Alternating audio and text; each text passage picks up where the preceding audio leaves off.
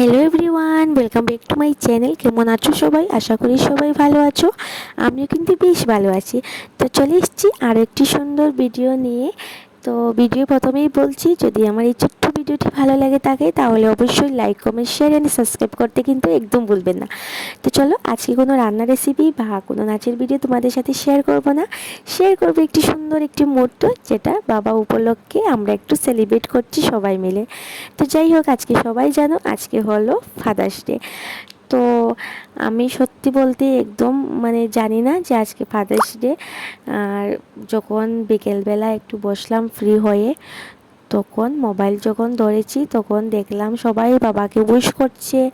তো তখন মনে অনেকটাই আফসোস থেকে গেল, ইস যদি আমি জানতাম তাহলে একটু বাবার জন্য কিছু একটা করতাম বা কিছু একটা ভালো মন্দ বাবাকে রান্না করে খাওয়াতে পারতাম, তাহলে বাবা অনেকটাই খুশি হতো। তো এরপর আমার ননদ ফোন করলো যে ওরা আসছে আমাদের ঘরে। তো ও যখন ঘর থেকে বেরোলো তখন আসার যখন আর কি আসলো আমাদের ঘরে, তখন আসার সময় একটা কেক নিয়ে আসলো। তো যাই হোক, যতটুকু পারলাম সেইটুকু দিয়েই আমরা সবাই মিলে একটু মজা করে নিয়েছি। আর এই যে তোমাদের সাথে শেয়ার করছি।